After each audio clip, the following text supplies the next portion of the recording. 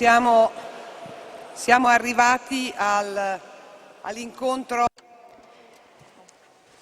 Ladies and gentlemen, good afternoon. We are now at the central meeting of the Rimini meeting. Now, we're going to analyze the very title of the meeting. We've already touched upon the subject over the last few days. We've experienced what a state of emergency means for the human person. We have looked at the subject. We have experimented the strength, the power of this subject.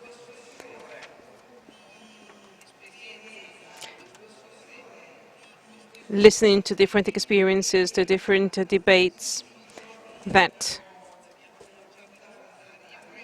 we have followed again over the past few days. Now, I'm not sure whether you agree with me, but I, for myself, have to say that looking at the beauty, the depth of the content that are expressed in the shows, in the exhibitions, having experienced also the beauty and deepness of the shows, more beautiful than ever before, having tackled important subjects, having looked at the way the media cover our event, and the media indeed are greatly focused on what is happening here at the Rimini meeting, well, I believe that this certainly paved the ways to us understanding what the human person, a state of emergency, means. Today, John Waters is with us. I believe that we should put our hands together to warmly welcome him.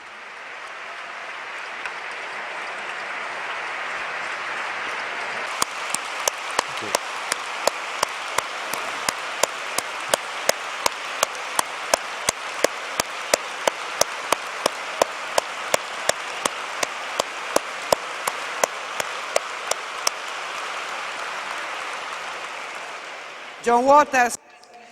John Waters is a writer, songwriter, singer, journalist, reporter of the Irish Times, a friend, a key player at the meeting ever since 2006, the first time he attended as a speaker.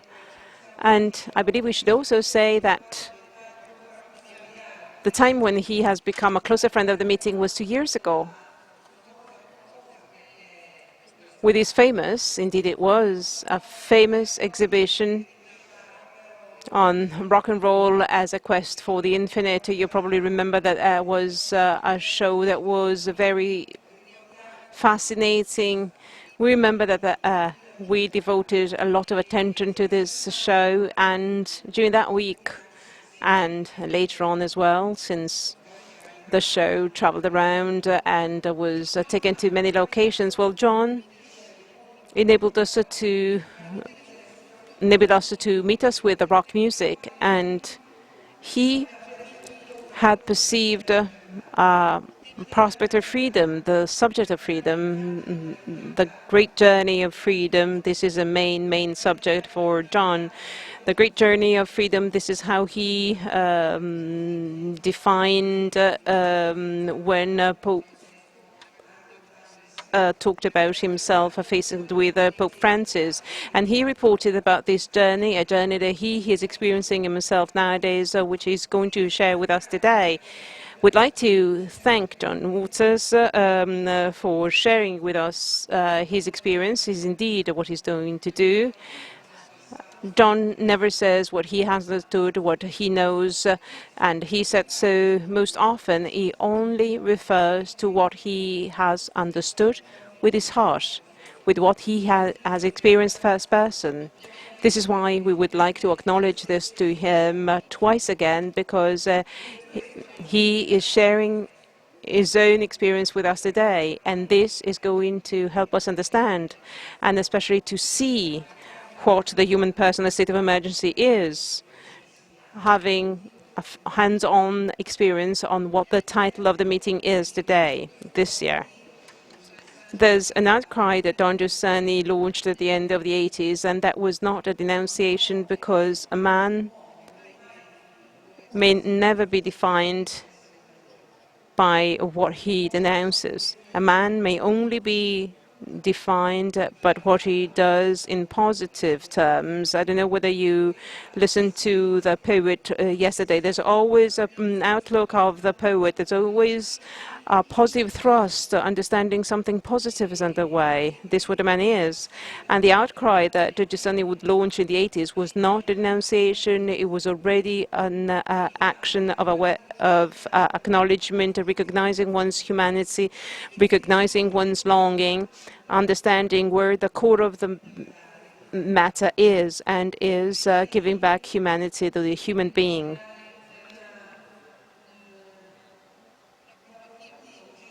Now, let me give you a piece of advice before you follow what John Waters is about to say. At the Angelus, Pope Francis would raise a question, and I'm suggesting this, because here at the Rimini meeting, what is beautiful about being here, as people often realize when they come first to the meeting, so what I was saying, what is beautiful about the meeting is that we are not lining up together content, but we are going through an experience. We are experiencing something.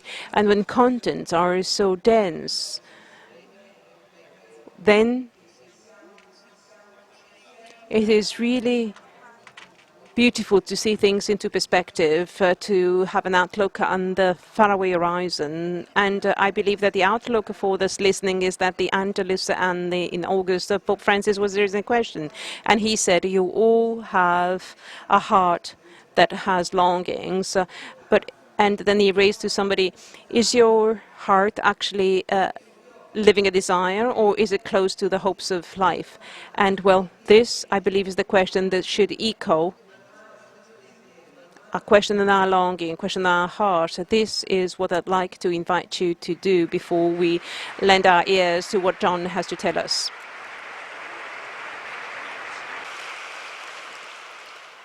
Grazie, Emilia. Buonasera a tutti. Imagine a man walking through the wilderness for many months, years, a lifetime. As in a certain sense, all of us, through our ancestors who have walked through the jungle to be here. So the man is each of us, any of us. He walks along plucking fruit from the bushes, seeking nourishment where he can, taking shelter under rocks and trees. He stops along the way and sets up camp. He learns to grow things and is constantly astonished by the capacity of the world to provide for his needs. With this comes a sense of dependency. He becomes conscious that things are given to him, that there's a force in reality that provides and protects. He is moved by this and gives thanks. Other times, he asks for help.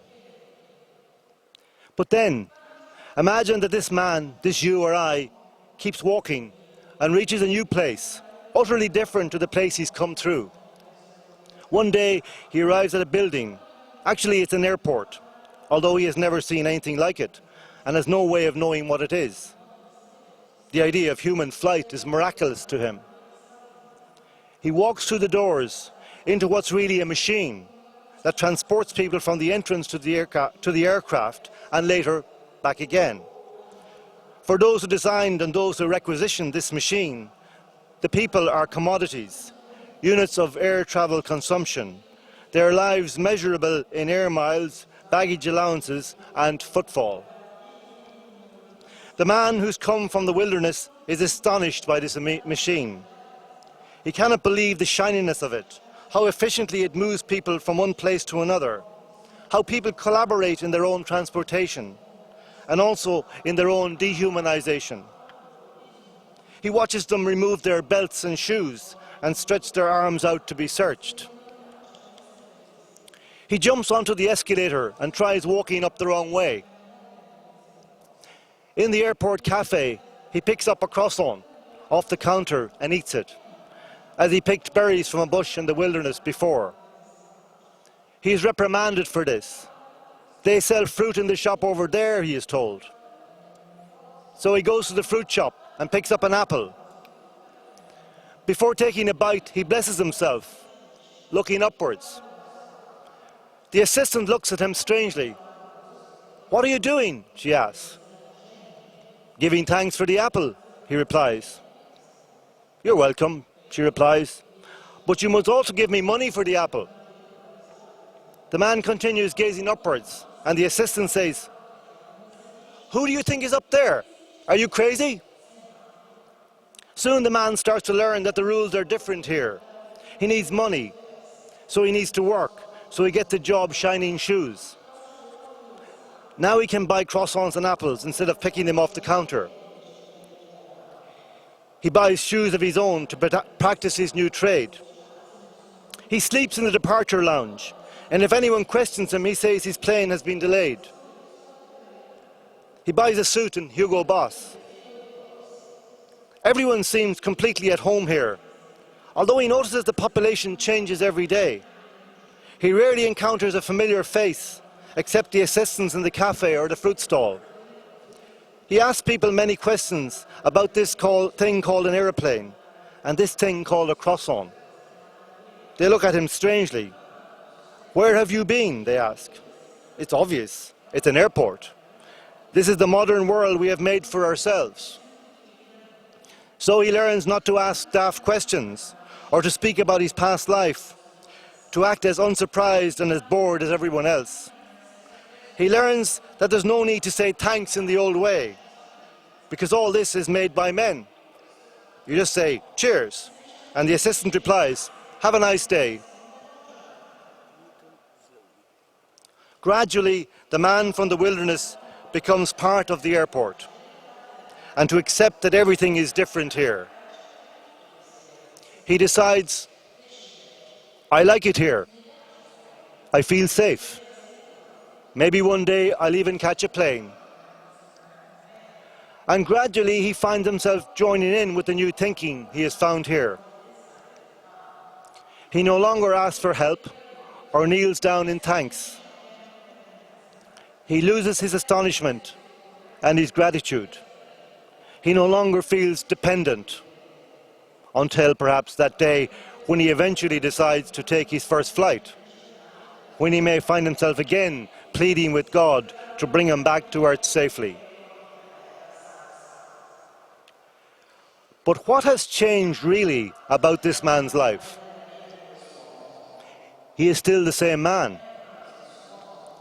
He has discovered a new reality, but this had already existed without him.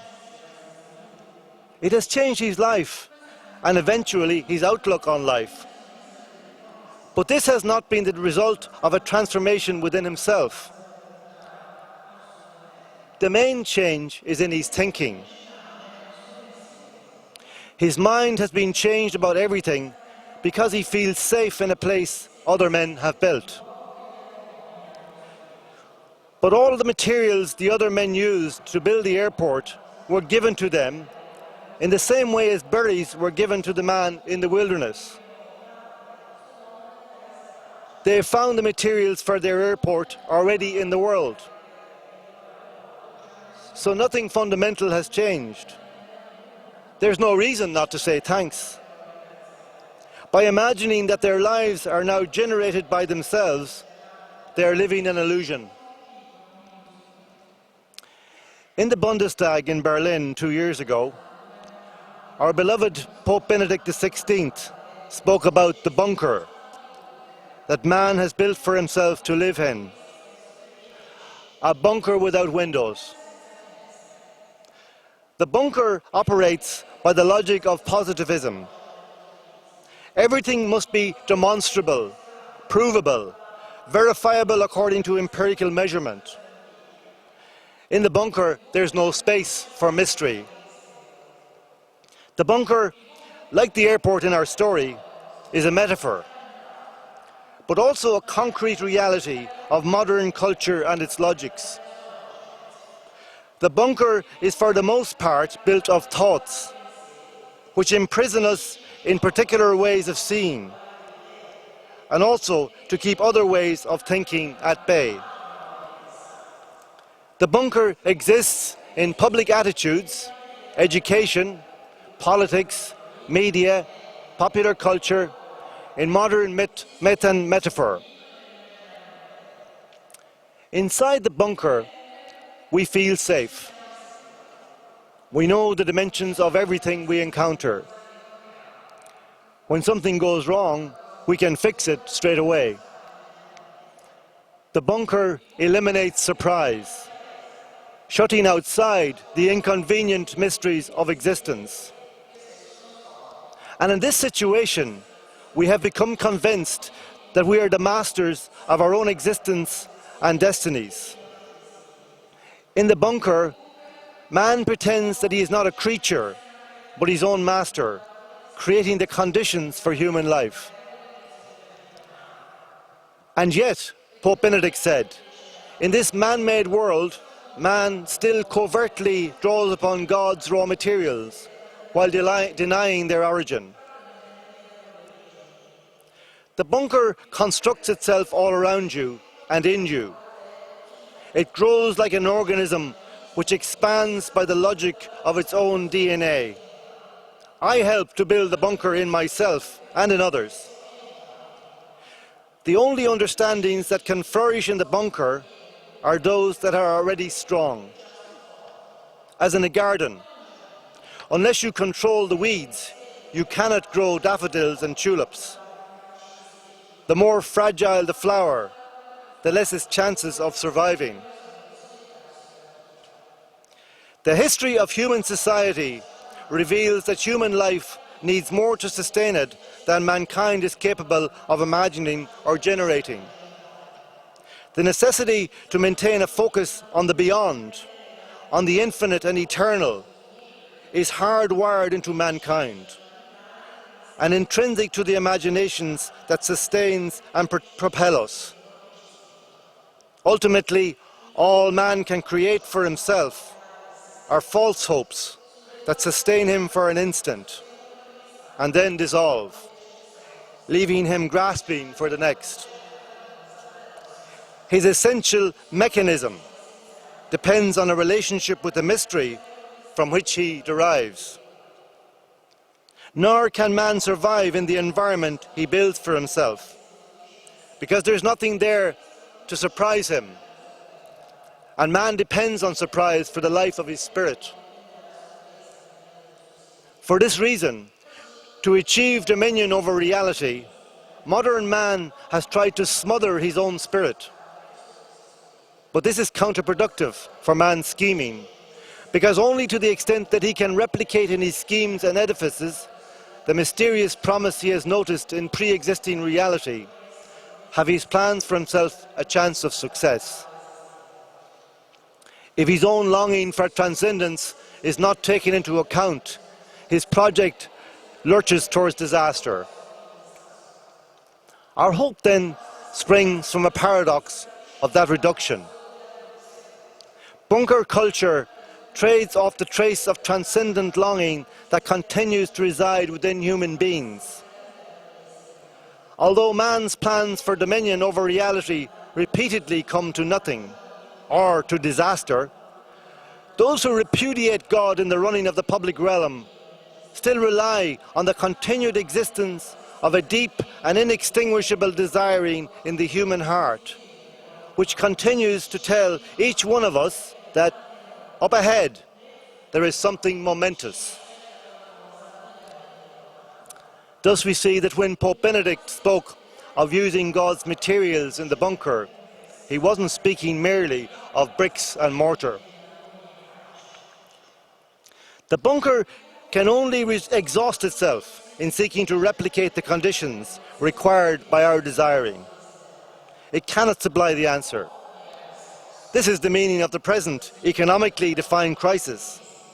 Fundamentally, the explanation is that we have been seeking in earthly reality things that by their nature are to be found only in the infinite.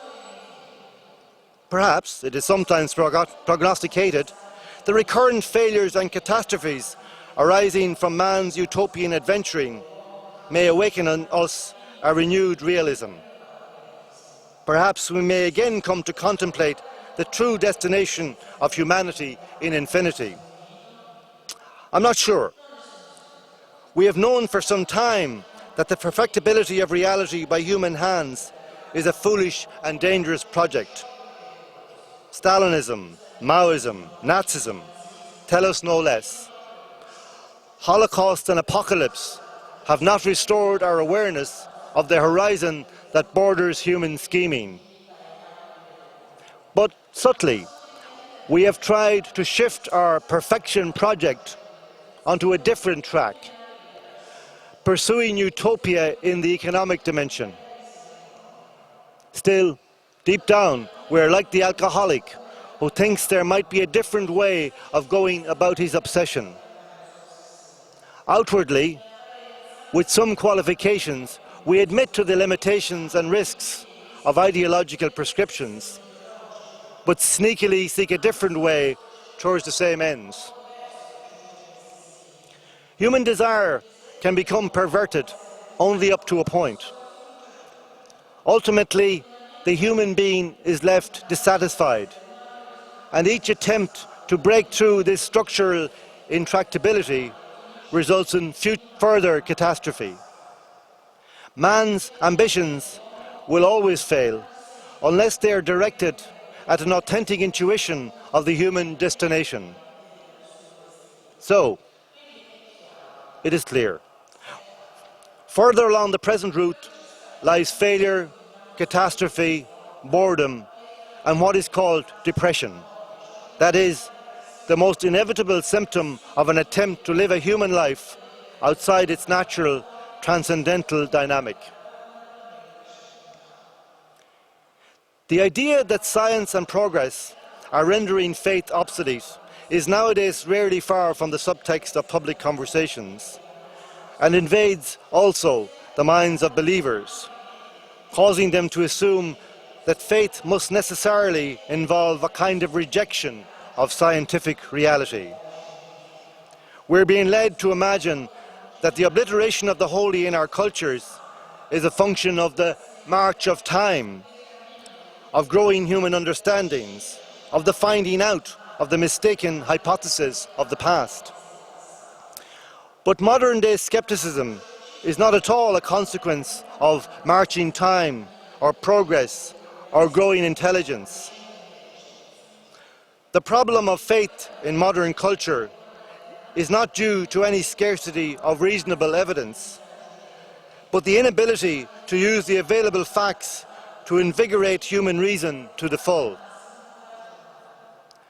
The positivistic forms of rationality used to distill the truth from reality in the bunker are cutting us off from our own identities, our own structures, our own natures, and therefore from the hope that each of us needs to face and endure the journeys we have been gifted with.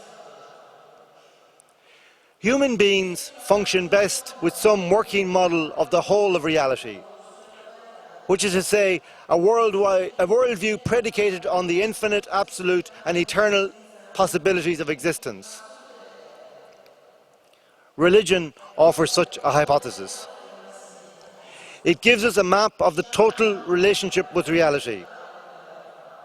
If only for the simple reason that no human being has ever succeeded in creating himself, everyone is by definition religious, whether that person accepts this word or not. The obliteration of religion, therefore, is much more serious than the destruction of a moral framework or cultural identity. It amounts to the loss of a capacity to live with mysteriousness, to look upon the world with wonder, but most of all, to maintain the outlook that enables the human person to live fully, to hope for and crave the total human destiny. Religion allows human beings to invite everything in, to open up to the whole of reality, to the life being lived. Recent cultural developments have contrived to replace these understandings with ideological or partial concepts, but these provide only an approximate coherence. and only for as long as the subject remains protected within the bunker. The process that occurs in the bunker I call de-absolutization, the reduction of the human imagination to suppress its fundamental questions about origin and destination. Whether the de-absolutization of humanity is a deliberate strategy of powerful interests to subdue and control populations is an interesting question, but not the most urgent one. More important is seeing how it works in our cultures and finding ways of reversing it. This is the human emergency. In his essay, The Power of the Powerless, Václav Havel wrote about the post-totalitarian era in which tyranny operates not by overt coercion, but by ideological persuasion, which he described as almost a secularized religion. In an era when metaphysical and existential certainties are in a state of crisis, Havel wrote, when people are being uprooted and alienated and are losing their sense of what this world means, an ideology inevitably has a certain hypnotic charm.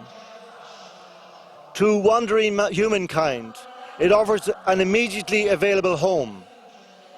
All one has to do is accept it, and suddenly everything becomes clear once more. Life takes on a new meaning, and all mysteries, unanswered questions, anxiety and loneliness vanish. Of course, he says, one pays dearly for this low-rent home. The price is abdication of one's own reason, conscience and responsibility. For an essential aspect of this ideology is the consignment of reason and conscience to a higher authority. It seems to be stretching things to say that in the Western democratic societies, with all their rights and freedoms, we could be experiencing any kind of dictatorship. But we may well be living in the most effective dictatorships ever conceived. Dictatorships of desire.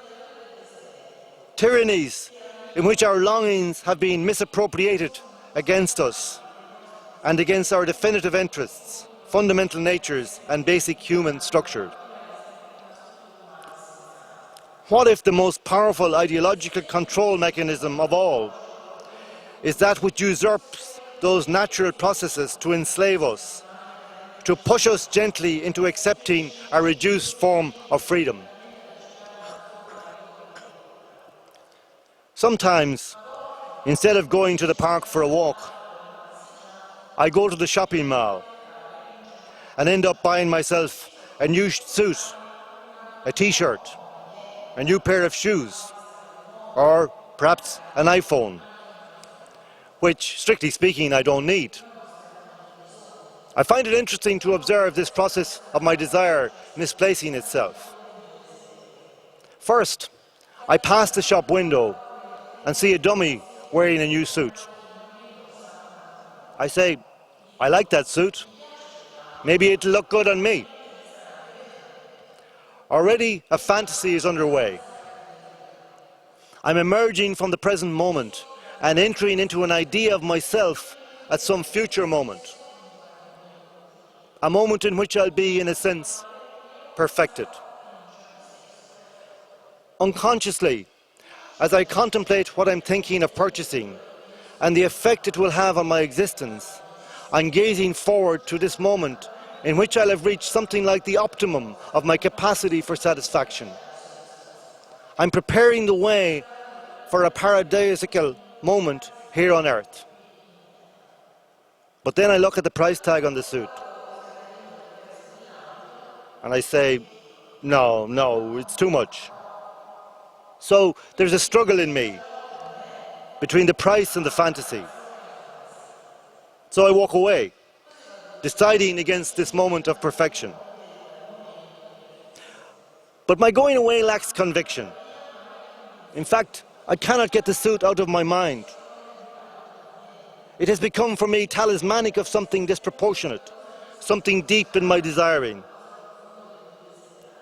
The more I try to expunge it from my consciousness, the more it insinuates itself. And then I find myself saying, well, it's not that expensive, is it?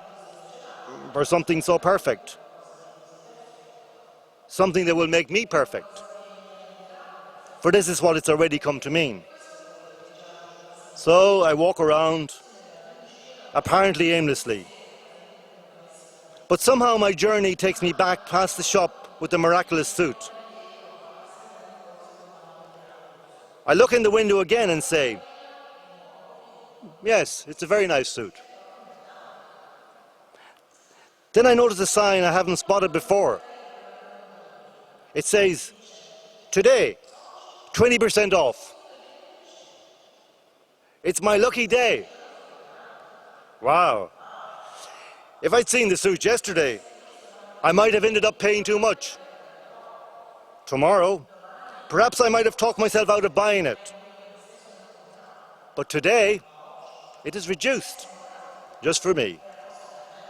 I am meant to buy this suit. It is written. I can have something that will deliver me perfection and will not cost me nearly as much as it might have on another day. Now, today, the price is perfect too. Swiftly, I move to complete the operation. I walk into the shop and say, I'll take the suit in the window. And while the assistant is getting the suit, I whip out my credit card and have it at the ready. The assistant says, would sir like to try it on?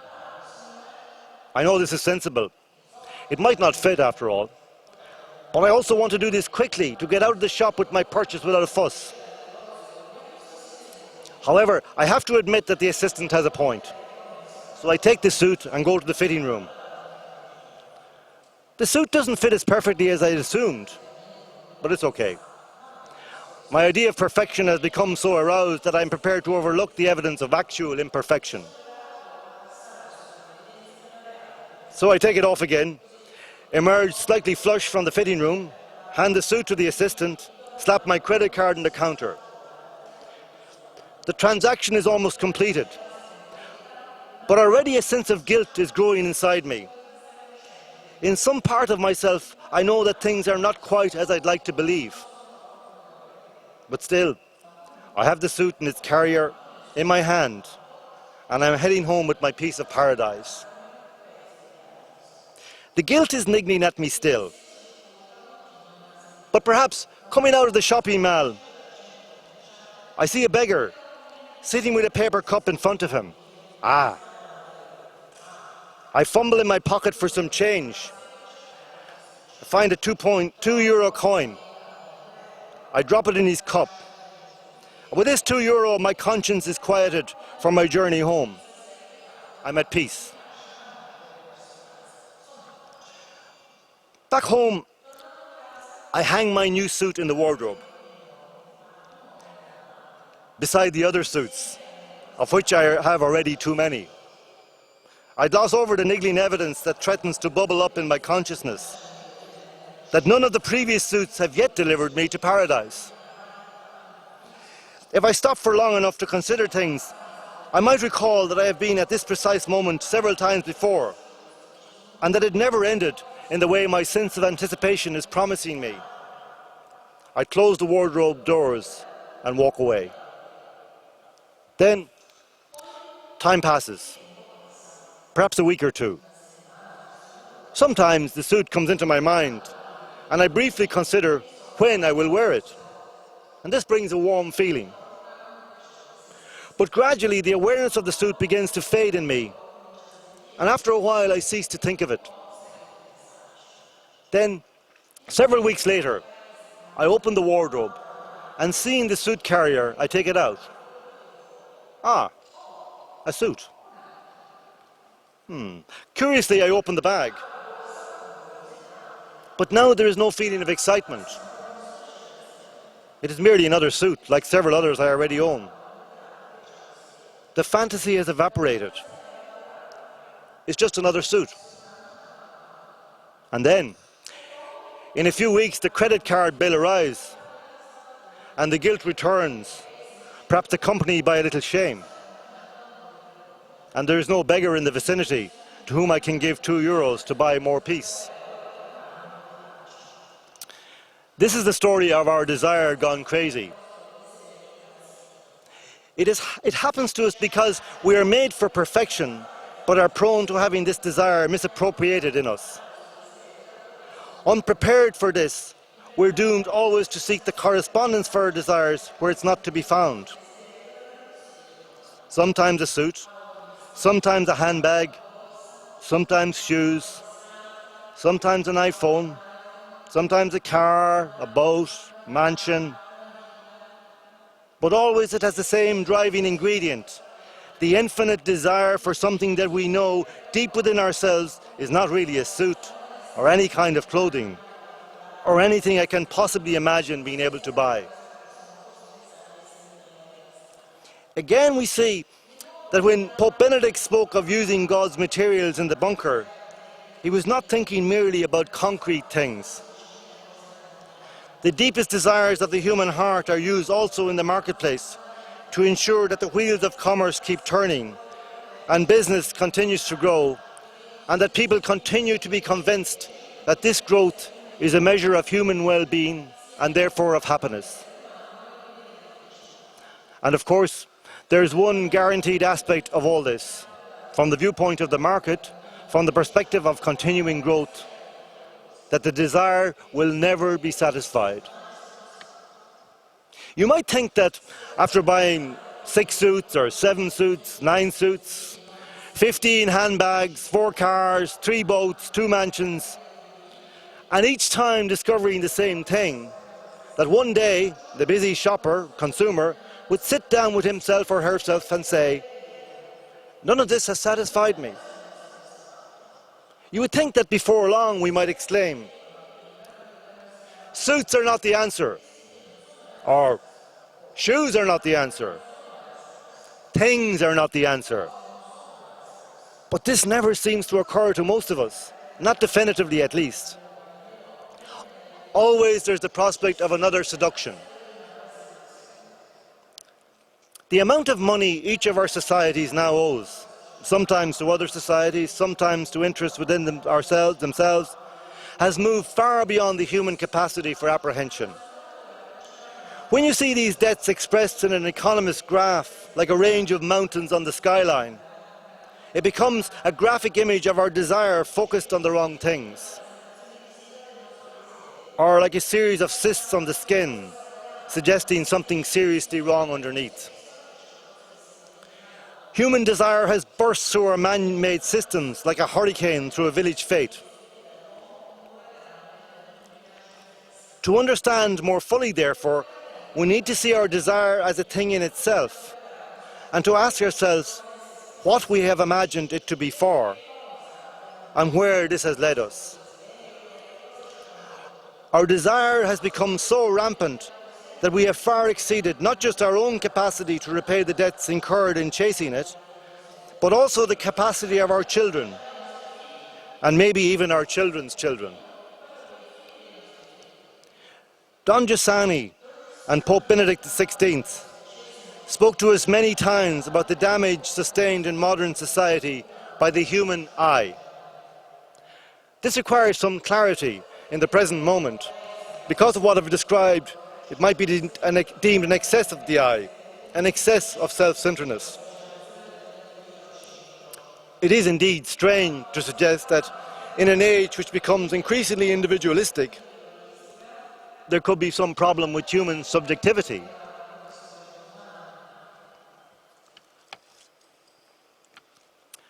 When I was a child, I remember being constantly astonished by the fact that I was a person inside here in my body.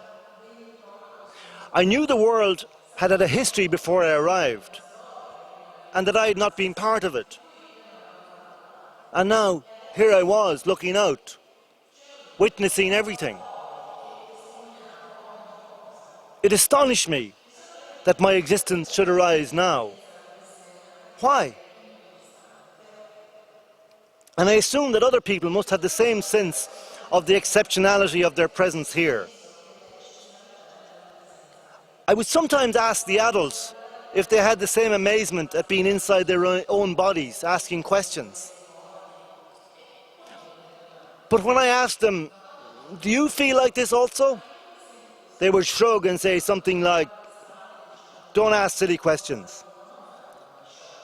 So I became convinced that I was the only one with these questions, that everyone else was to himself and herself exactly as he or she was to me, a third person.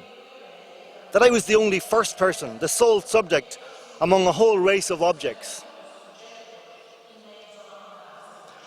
I'm prepared to be convinced that the confusion was due to a trick of perception or perspective. But one way or another, something like this has now descended upon us, has become true in our cultures and afflicts us all. That we have come to think of ourselves as third persons. We have become more individualized, yes, but the subjective core of each individual has been hollowed out. So at a deep level, we no longer think of ourselves as primarily subjects, but simply other objects, third-person singulars. Even in our own eyes, we have changed in some way. Each of us has a passport, a social security number. Each of us has a social identity, which even while distinguishing us from others, makes us the same as them. Whenever we listen to the current affairs programs on radio or television, speak of what they speak of and too is this objectified entity, this part of us that is numbered, listed. One moment we are a taxpayer, the next a consumer, the next a voter, the next ultimately a citizen, this being the fullest extent of our humanity, with duties or rights, but with a face only for the purpose of identifying us in a security context. Listening to the everyday descriptions of our reality, we rarely hear it mentioned that there's another dimension to our existence, a far more immediate and even more obvious one. That we are singular, subjective intelligences, miracles of consciousness and witness, looking out on reality for the first time in history, right at this moment, understanding things, witnessing things, asking, wondering. If this further dimension ever surfaces, it's treated as a peripheral, insignificant, perhaps even a problematic aspect. Like the adults who brushed away my questions when I was a child, now the whole culture seems constructed to divert me from my subjectivity. It encourages me to self-absorption, yes. It tolerates my selfishness. It promotes my individualism. But my subjectivity, my I, which is the instrument of comprehending the miracle of my existence, is treated as some kind of eccentricity, some residual element of a prior and erroneous understanding now best left unmentioned. Consider, though, the extraordinary mathematics of my existence.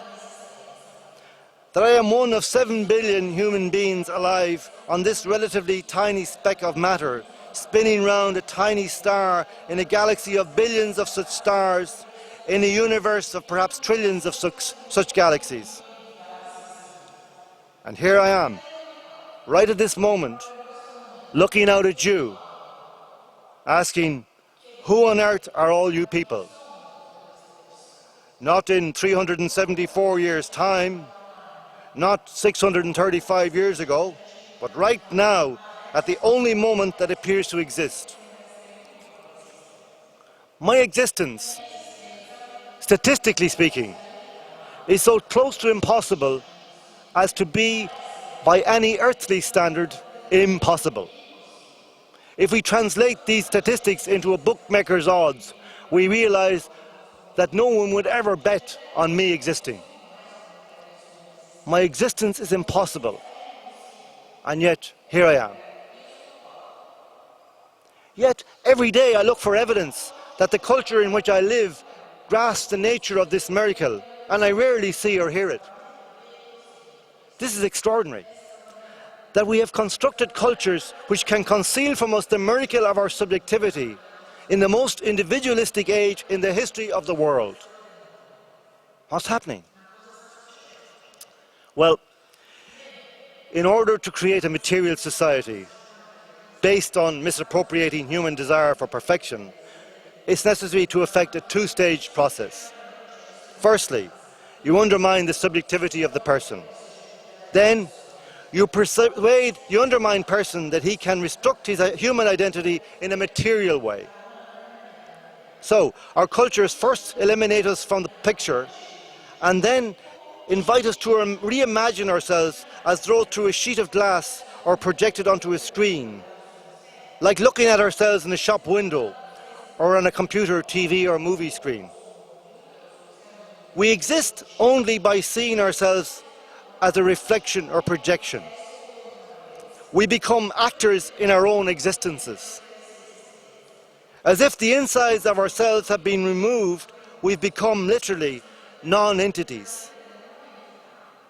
But we are offered the opportunity to find ourselves again, to build ourselves anew in society.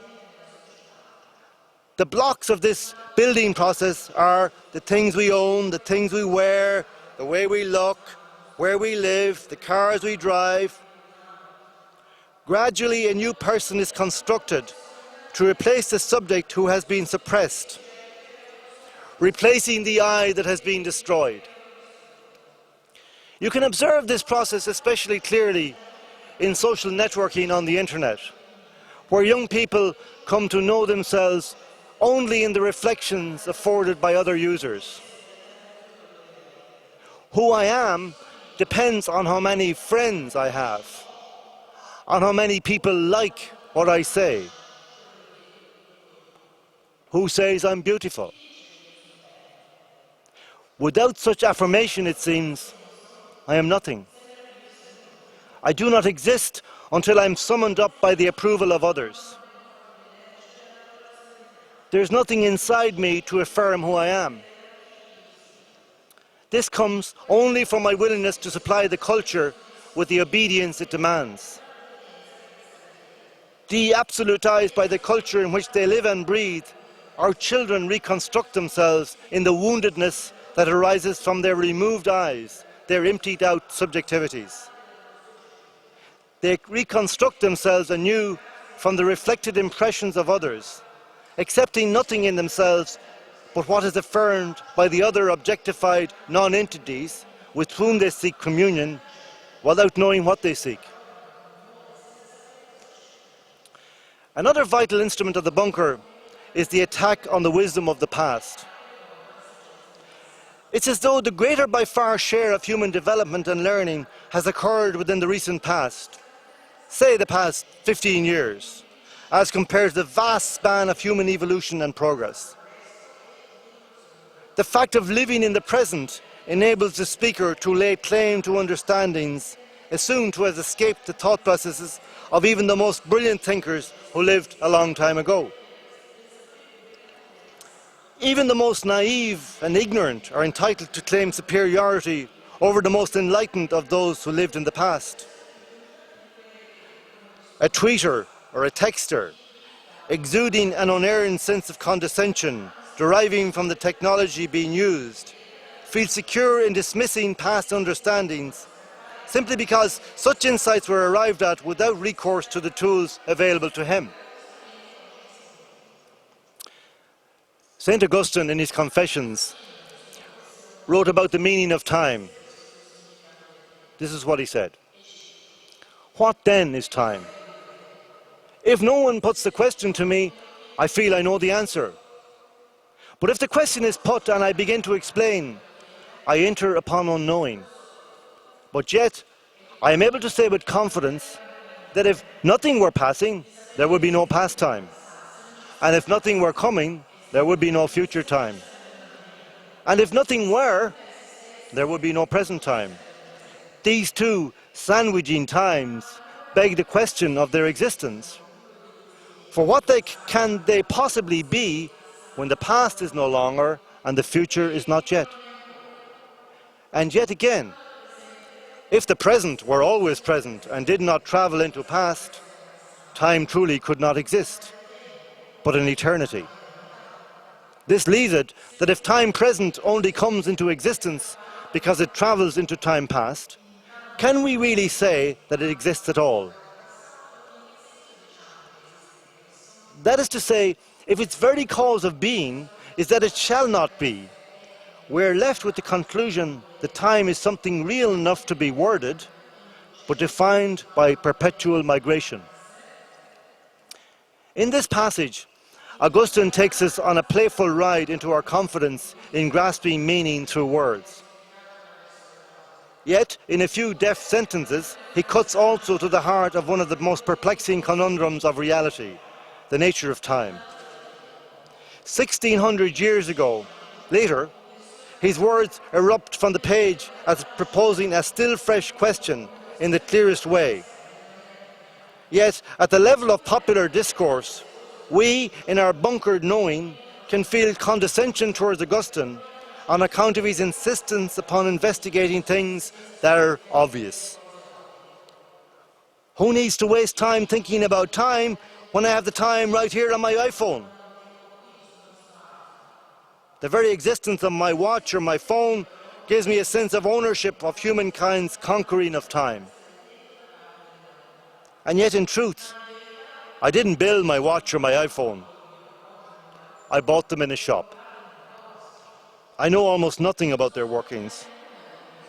Yet their very existence enables me to feel intellectually superior to Augustine because he lived 16 centuries before me. And maybe, if Augustine had had an iPhone, he probably wouldn't have bothered writing those confessions. Technology gives each of us a sense of knowing which we do nothing to earn, and thus adds both to our potential for skepticism and our contempt for inquiry.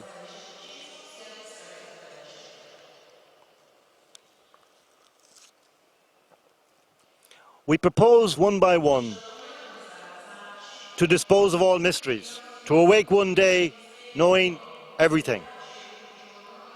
Just as we borrowed from the future to acquire the false correspondence offered our desiring by the modern marketplace, we take out a mortgage on all future knowledge and bestow it upon ourselves in the present. We imagine ourselves as close to omniscience and omnipotence as makes no difference. The only thing that really astonishes us is the naivety of our ancestors in their sense of being created, dependent, and blessed. The emergency of the human person is really, all over again, the story of Adam and Eve. Mankind, tired of dependence on its creator, seeks to strike out alone. But this striking out is accompanied by a further element, increasing ambiguity concerning the very existence of a creator. Skepticism has come to seem a symptom of intelligent reasoning, with faith, at best, a blind and unreasonable optimism. Hence, a de facto unbelief becomes the default response of our cultures. Mankind resolves to continue as if God does not exist, whether God exists or does not. For non-believers, this conforms to reason.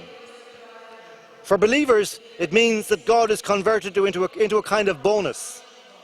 His existence adds a gracing aspect to man's efforts, but has ceased to be central. At most, a consolation. Years ago, when I was preparing for my first Holy Communion, the very first question in the Catechism was, who made the world? The answer provided was, God made the world. Even then, I realized that this answer was either true or false. But somehow, modern man has managed to insinuate a third option, avoiding the starkness of the choice. Instead of confronting the question, he has lazily parked it, as though God might be capable of existence and non-existence at the same time, residing in a kind of hazy thought bubble, to be lightly placed in the picture, but not given a concrete form or outline. Perhaps the situation would be preferable if there were, at the formal level of our cultures, an outright rejection of God. then we would be forced to decide, each one for himself, what the truth is. But the fuzzy world of half-belief we have constructed presents a far more damaging scenario. Here, God is trivialized, is not taken seriously, and yet not outrightly denied. He is half believed in and half not. In this there is something much worse than an insult to the putative God, a suspension of the central questions of existence. If we straightforwardly declared God to be dead, we would have to deal with his absence or non-existence and face the fundamental questions of our own situation as best we might. But our half-belief, half-unbelief solution allows us to sidestep these questions as either abstract philosophical discussions or matters for religious hypothesizing. They are not matters that concern humankind in its everyday endeavors.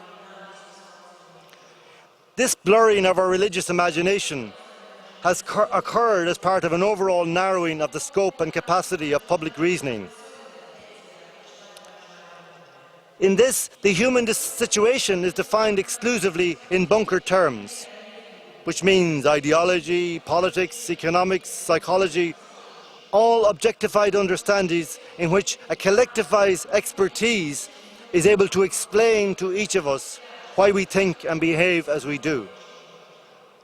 An artificially constructed collective conversation, exclusively in these terms, plays upon human hoping and desiring, diverting the most fundamental human impulses from their basis in transcendent reality, and grinding down the capacity of human beings to reason adequately for themselves outside the common mindset. The result has been a division of humanity that occurs within the human person. Each human being divided against him or herself, outwardly pledging allegiance to a secularized public reality, but inwardly starved of the means of a comprehensive self-understanding. The historical testimonies which once fed the individual's sense of a place in absolute reality are made to seem thin and far-fetched. Increasingly, it is pointless to, for example, simply reiterate religious truths, for to do so merely consolidates the new dualism that arises from the relentless reduction of both the divine and human realities. The question of God no longer seems to matter, because it does not concern real life. Whereas the consequences of this at a collective level are capable of being pushed out of sight, the accompanying disintegration of vital understandings within the heart of the human person are more profound and incapable of being disposed of. I wish to relate very briefly, essentially one way in which I came to misunderstand my own desire and my own freedom, having lost that sense of wonder I'd had before. As a child, I'd had a deep, passionate relationship with Christ.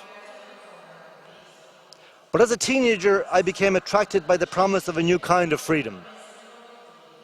This was especially dramatic during the 1970s in Ireland, which was transforming itself from a grey and quiescent place to a more effervescent kind of culture in which pop music and youth culture were casting a spell on us. And it seemed that there was a choice to be made. Christ and freedom seemed opposites in a way. It wasn't that I wanted to make this choice, and I certainly didn't feel any resentment towards Christ. We had been together for a long time, all the length of my childhood. But still, I was attracted to this new freedom. I thought that perhaps Christ wouldn't like to be associated with this freedom. Not wanting to hurt his feelings, I slipped away from him in the night and went off on my new adventure. In time, this would lead me to discover something fundamental. I developed a problem with alcohol, which is really just another misunderstanding of desire. Really what happens is you decide that this coloured liquid in a glass is the answer to all your questions and desires. Like the suit in the shop window, it promises paradise. But unfortunately, its answer is even more lethal than the suit, because it's a poison which attacks the spirit in you. This happened to me. Last December, I had a medical checkup, and the doctor suggested I should have an angiogram to see if my heart was healthy. This involves pumping blue dye through your veins so you can see on a screen the condition of your blood vessels. It gives you a map of your circulatory system. Alcohol, over time, provided me with a similar map, but a map of my spirit.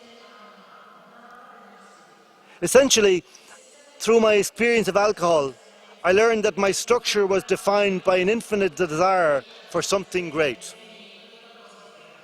Mistaking alcohol for the answer alerted me to the fact that I was built in a certain way, that I was created, that I was dependent, that I did not make myself, that I was mortal in a certain sense, but infinite in my desiring.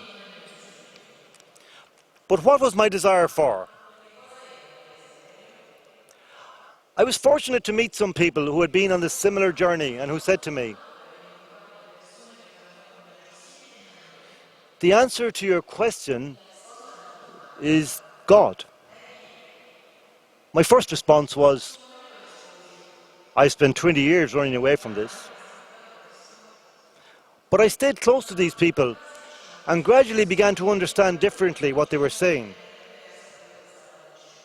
If God has made you, they said, then he has made you for himself, in a relationship with himself. And if this is so, then to deny it will inevitably cause you pain.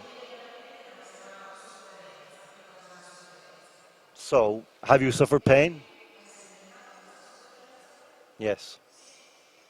So I began to follow more carefully what they were saying, and gradually came to see myself in a different way.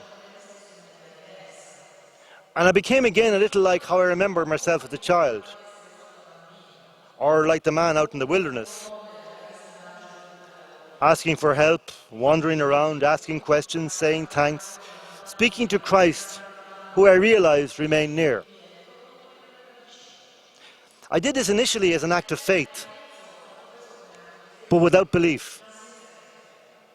But soon, in spite of my skepticism, I noticed my life becoming better.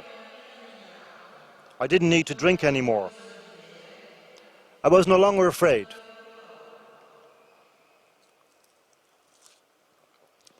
This was the beginning of my re-examination of my own reality, which led me to become again a beggar, after years of trying to be God. A couple of weeks after Pope Benedict's speech in the Bundestag, I was giving a talk in Dublin to a literary society. My subject was the great Irish poet Patrick Kavanagh, one of the great Christian poets of 20th century Europe. Kavanagh always called himself a Catholic poet, meaning that when he looked upon a tree or a bird or a flower, he saw that created entity and was reminded that he too was a creature. Here's a snatch from his poem Innocence. They said that I was bounded by the white-thorn hedges of the little farm and did not know the world.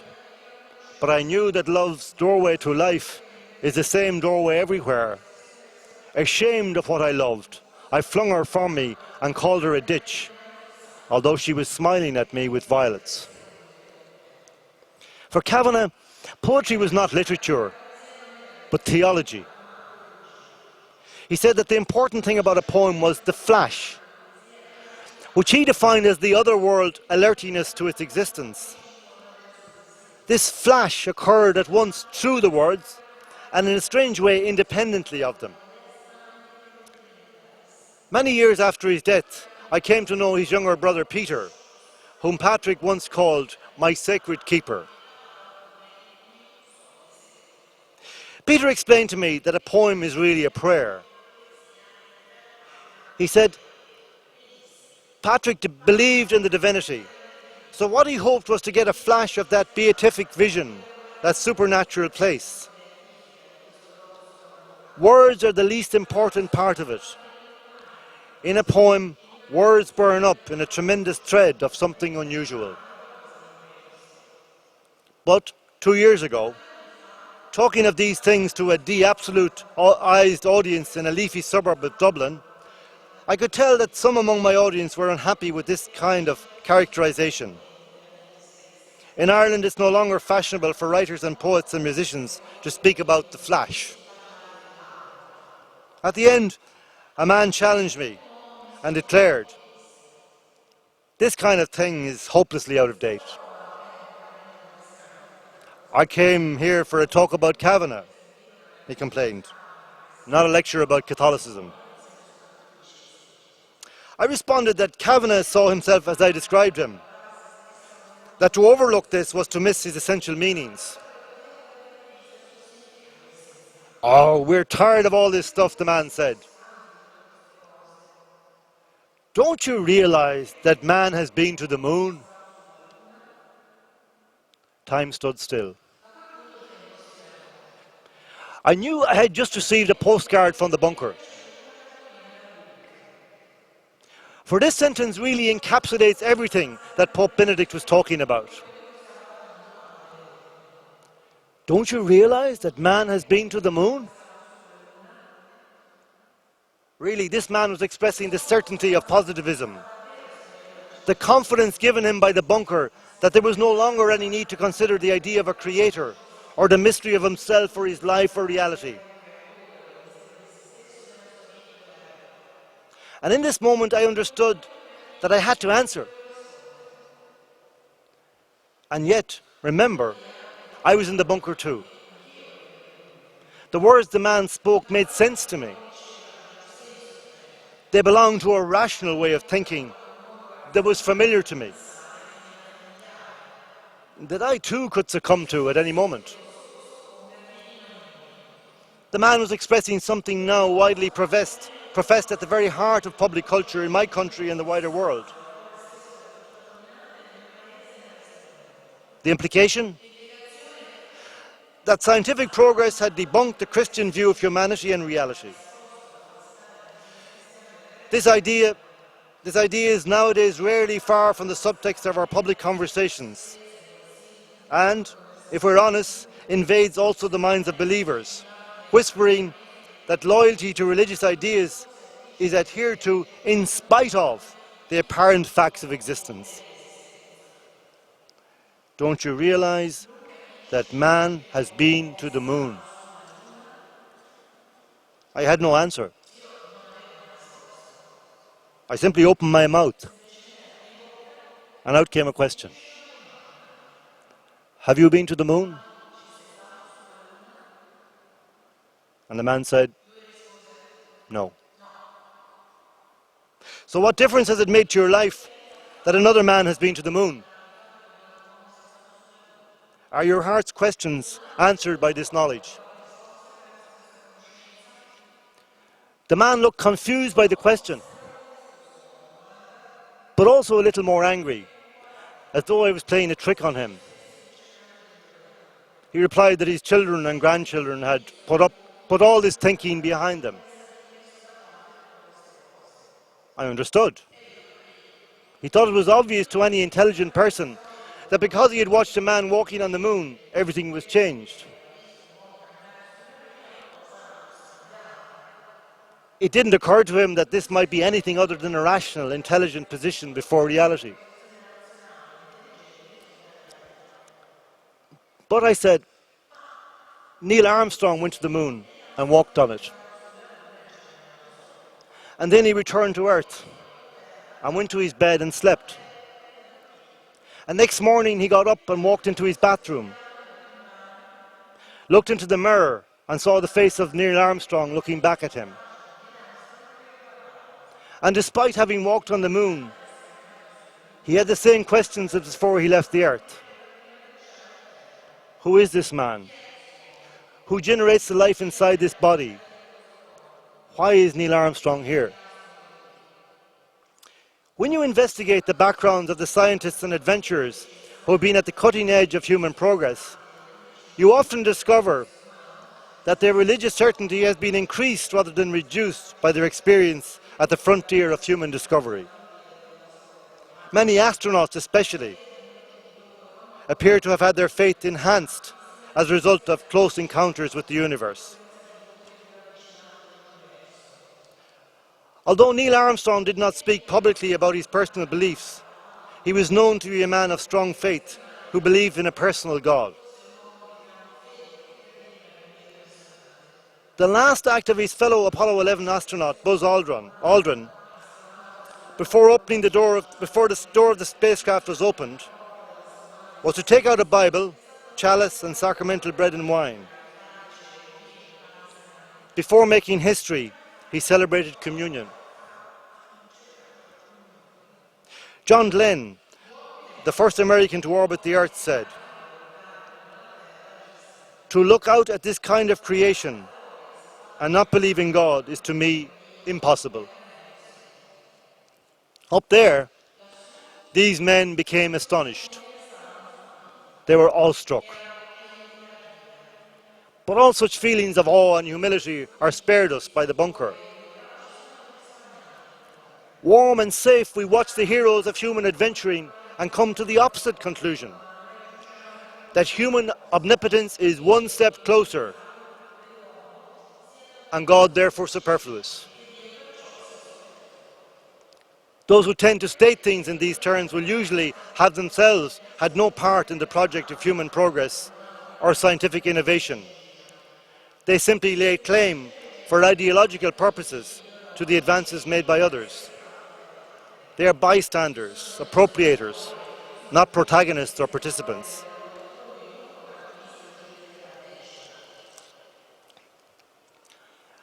Imagine God's response watching man arriving on the moon. I don't think God would be unkind and laugh at our efforts.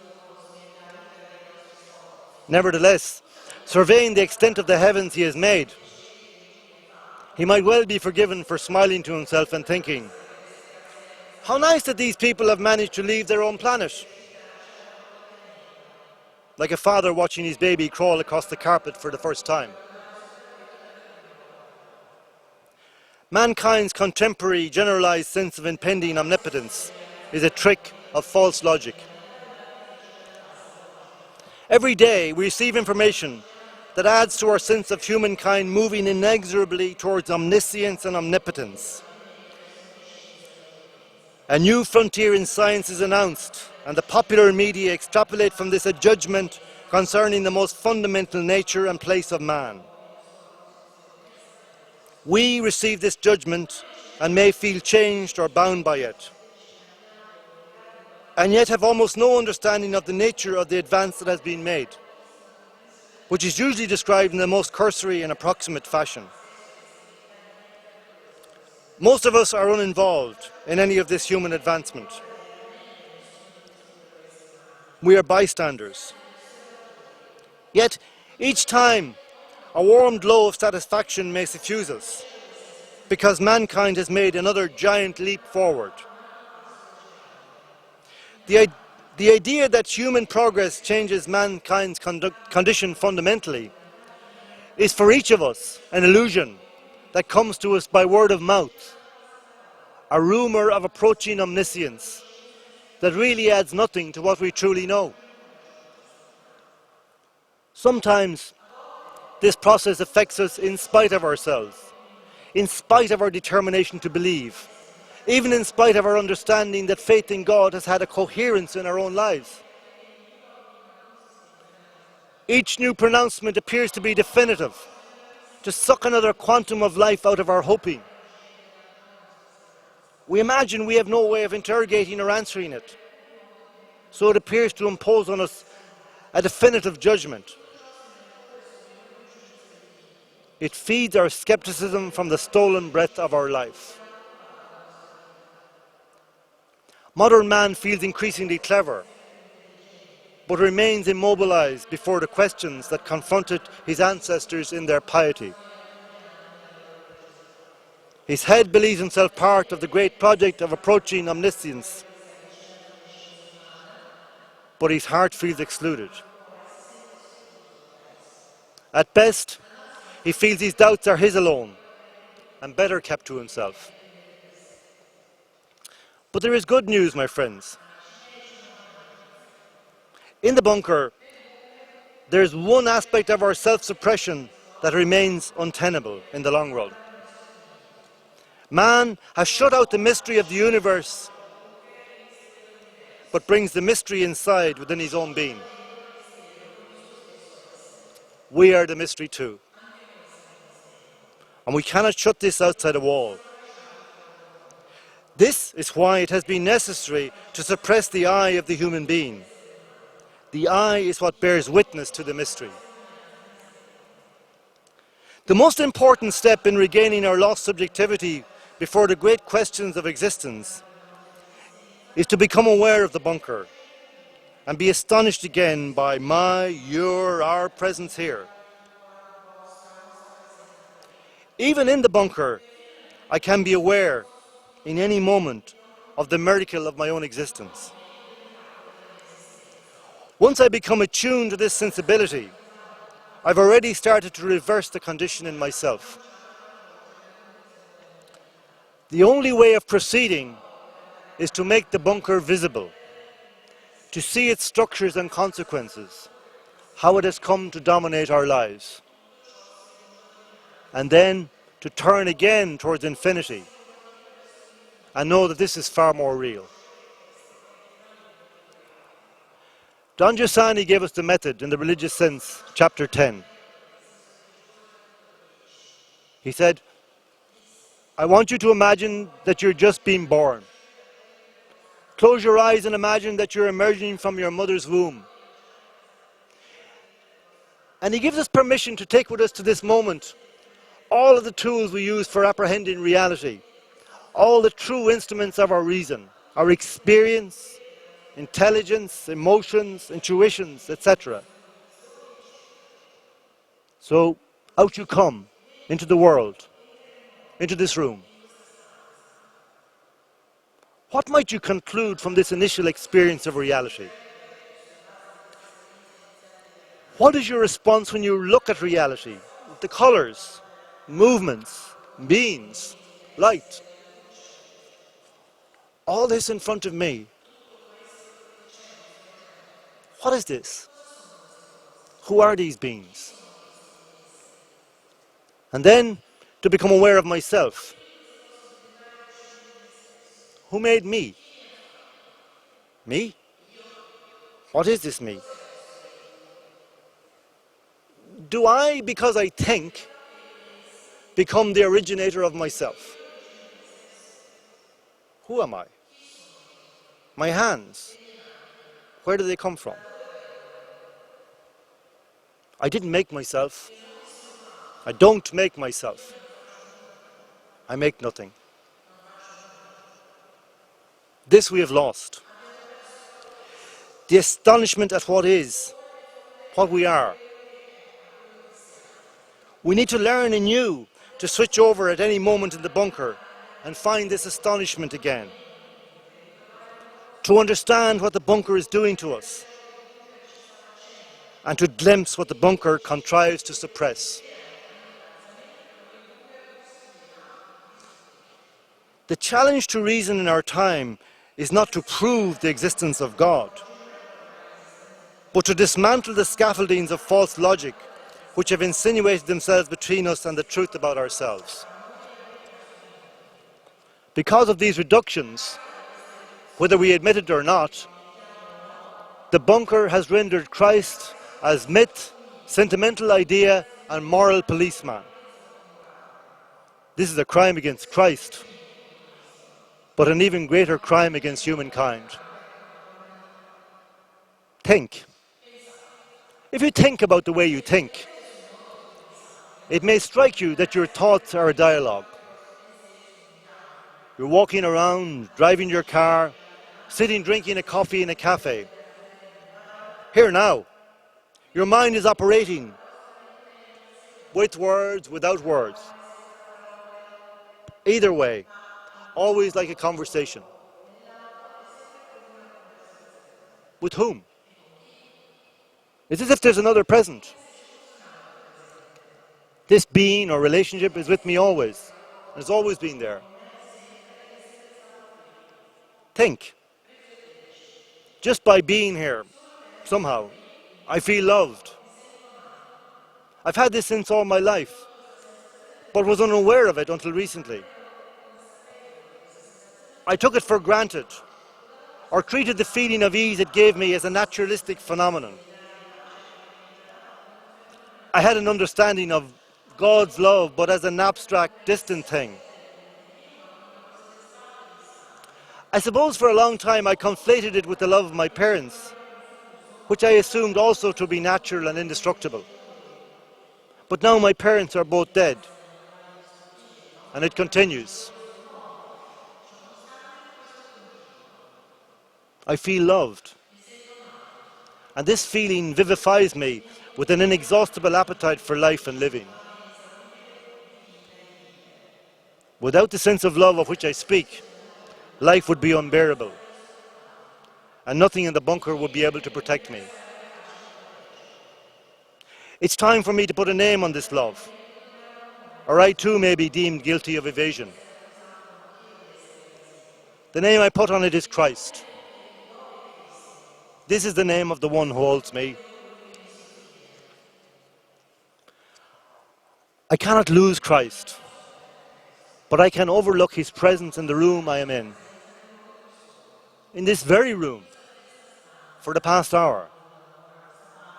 Have my thoughts open to include him? Listen. Listen to your heart.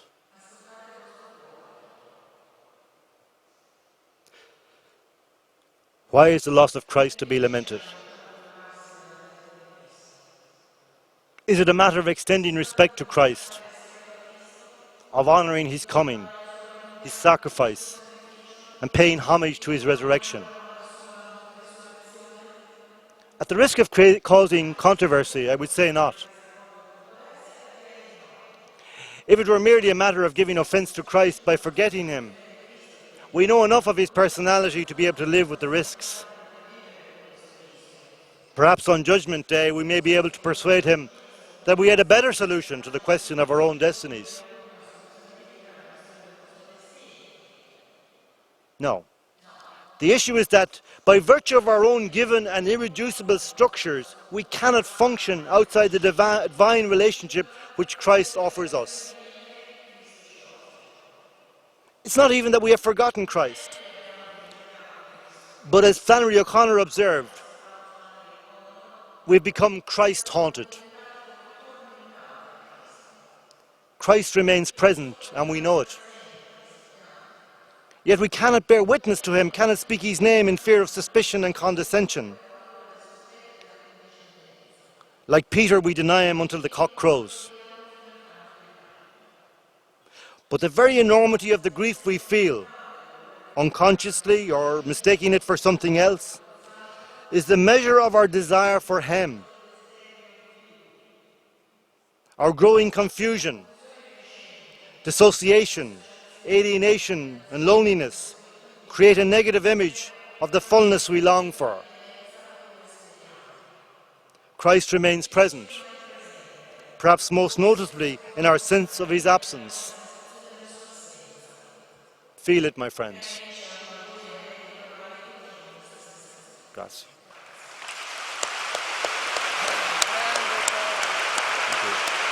Grazie. Hai visto che non si è mosso così? Nobody fermi.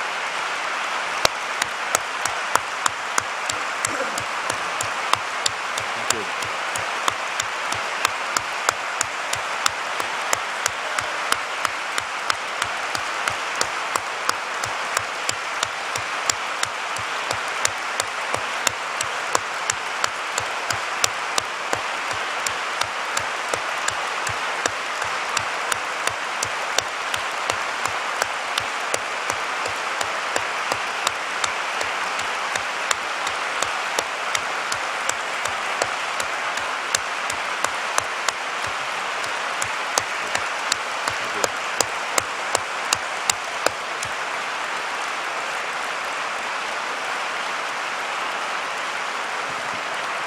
Solo una parola.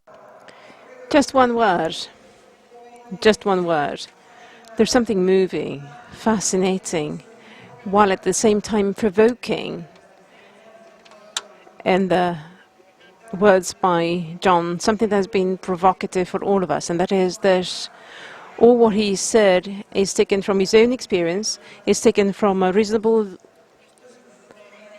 way of thinking, and this, I believe, is what is most moving. He has speculated on his own experience, and we cannot but consider this as thought-provoking for ourselves.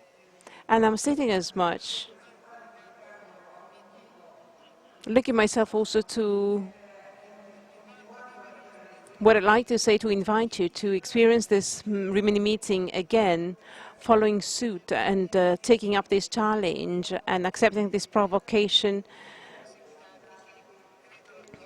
understanding the appeal for the prosecuted Christians that I believe that you found on your chairs. This is not a generic outcry. There's a judgment on what the Christian experience is. I'd like to invite you to sign this, to state, this is what I am, to state, I am and I wish to be the content of this judgment. So do consider seriously this gesture. Thank you very much. Enjoy your evening and enjoy the rest of the remaining meeting. Thank you.